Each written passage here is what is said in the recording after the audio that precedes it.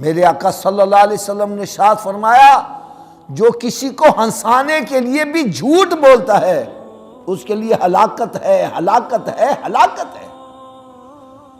آپ اپنی ایمانداری سے بات، جتنے بھی ہم لطیفے سناتے ہیں اس میں سچے کتنے ہوتے ہیں؟ سب جھوٹ بول رہے ہوتے ہیں۔ اور پھر جو کفریہ کلمات بکتے ہیں زبان سے، کوئی مذاق اڑا رہا ہے نماز کا، کوئی روزے کا، کوئی جنت کا، کوئی دوزخ کا، یہ گفتگو کرنے والا بھی دائرہ اسلام سے خارج ہو جاتا ہے، اور جو سننے والے مزے سے سن رہے ہوتے ہیں وہ بھی دائرہ اسلام سے خارج ہو جاتے ہیں۔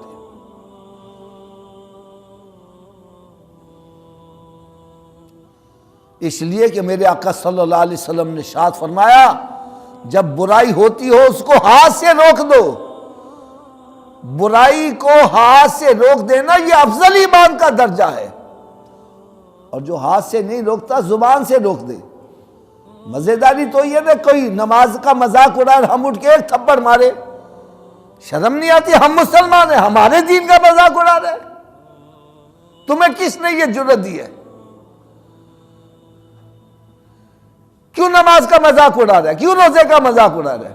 یہ ہے افضل ایمان، ہاتھ سے روک دے اس کو۔ اور فرمایا اگر ہاتھ سے نہیں روک سکتے زبان سے روکو۔ نہ بھائی نہ، خبردار، ہم مسلمان ہیں، ہمارے سامنے ہمارے دین کا مذاق اڑا رہے ہیں، خبردار ایسی بات نہیں۔ اور فرمایا جو زبان سے روکتا ہے اس کے اندر ایمان کا کمزور درجہ ہے، اور جو نہ ہاتھ سے روک سکتا ہے نہ زبان سے روک سکتا ہے تو فرمایا وہ دل میں برا جانے۔ ظاہر بات ہے جب دل میں برا جانے گا تو پھر وہاں بیٹھے گا تھوڑی، اٹھ کے چلا جائے گا۔ اور فرمایا جو دل سے برا جانتا ہے اس کے اندر ایمان کا سب سے کمزور ترین درجہ پایا جاتا ہے، تو جو برا بھی نہیں سمجھ رہا اس کے اندر ایمان کا کون سا درجہ پایا، بلکہ کہہ لگا کے ہنس رہے ہیں۔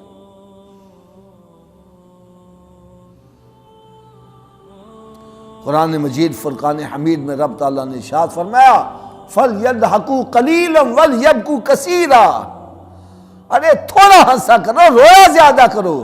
ہنسنے سے دل مردہ ہوتے ہیں اور رونے سے دل زندہ ہوتے ہیں۔ آج ہم نے وہ کیسٹیں لگا کر لطیفے سنتے ہیں اور کہہ لگا کر ہنس رہے ہیں۔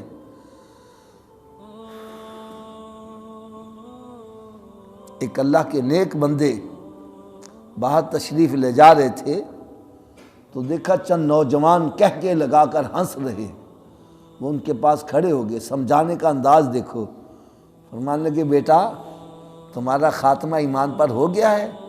کہنے لگے نہیں ابھی تو نہیں ہوا۔ قبر کے سوالات کے جوابات دے بیٹھے ہو؟ کہنے لگے جی نہیں۔ کیا تیری نیکیوں والا پلڑا بھاری ہو گیا ہے؟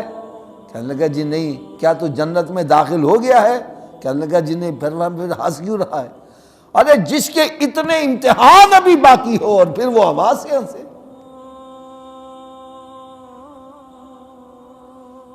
اب پھر ایک اور بات کی طرف میں توجہ دلانے لگا ہوں، اللہ کرے یہ میرا پیغام ساری دنیا میں پہنچے۔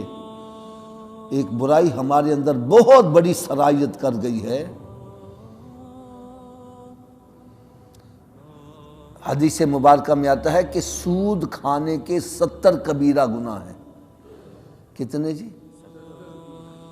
70 کبیرہ گناہ۔ اور وہ کبیرہ گناہ کون کون سے ہے؟ فرمایا سب سے بڑا گناہ اوپر لکھا جائے، پھر اس سے چھوٹا گناہ نیچے، پھر اس سے چھوٹا گناہ اس سے نیچے۔ فرمایا جو سب سے کم درجے کا گناہ ہے وہ یہ کہ کوئی اپنی ماں سے بدکاری کرے۔ اب سب سے کم درجے کا گناہ یہ ہے تو سب سے بڑا گناہ کون سا ہوگا؟ فرمایا کسی مسلمان بھائی کو ذلیل کرنا یہ سب سے بڑا گناہ ہے۔ اور آج ہماری محفلوں میں ہو کیا رہا ہے؟ 5-6 دوست اکٹھے ہو جاتے ہیں، ایک بندے کو ٹارگٹ بنا لیتے ہیں، اس کی طرف سے بھی تیر اسی پر برس رہا ہے، ادھر سے بھی تیر اسی پر برس رہا ہے، ادھر سے بھی تیر اسی پر برس رہا ہے، اور پھر ہم کہہ کے لگا کے ہنستے ہیں، میں نے تو اس کو ننگا کر کے رکھ دیا، میں نے اس کو ذلیل کر دیا۔ خدا را سوچو اگر اس کی جگہ پر تم ہو اور کوئی تیرے ساتھ یہ سلوک کرے، تیرے اوپر کیا بیتے گی؟ کسی کو ذلیل کرنا یہ کتنا بڑا کبیرہ گناہ ہے، اور آج ہم یہ گناہ کر کے ندامت نہیں بلکہ فخر محسوس کرتے۔ خدا را ہمیں اللہ تعالیٰ سے ڈرنا چاہیے، اپنی زبان کی حفاظت کرنی چاہیے۔ حفاظت کرنے کے لیے میں نسخہ بتلا دوں، جب بھی کوئی بندہ بیان کر رہا ہو اس کے سامنے ٹیپ ریکارڈ آن کر دو، اس کو پتہ چل جائے میرا بیان ریکارڈ ہو رہا ہے، وہ فوری طور پر سلجھی ہوئی گفتگو کرے گا۔ اس کو پتہ ہے اگر میں نے انٹ شنٹ باتیں کی تو بعد میں کوئی کہے گا اب جی یہ آپ نے کہاں سے بات کر دی، میں کہوں میں نے کی نہیں ہے، ان کے پاس ثبوت کوئی نہیں ہوگا، اور اگر انہوں نے ریکارڈ چلا کے دکھانے لکھو یہ آپ نے بات کی، کہاں سے کیا لکھا ہے؟ جب اس کو پتہ چل جائے میرا بیان ریکارڈ ہو رہا ہے، پھر وہ محتاط گفتگو کرتا ہے، سوچ سمجھ کر گفتگو کرتا ہے۔ اسی طرح ہر مسلمان کا یہ یقین ہونا چاہیے میں جو بھی گفتگو کر رہا ہوں کرامن کاتبین ریکارڈ کر رہے ہیں، اور یہ ٹیپ ریکارڈ قیامت کے روز جب چلے گا تو پھر رب تعالیٰ اس کے سارے رسول اور ساری مخلوق سن رہی ہوگی۔ وہ گفتگو جب میں دوستوں سے، اپنے رشتہ داروں سے، والدین سے چھپ چھپ کے کر رہا تھا، آج وہ سب کے سامنے جب چلے گی تو پھر میری ندامت کا کیا عالم ہوگا۔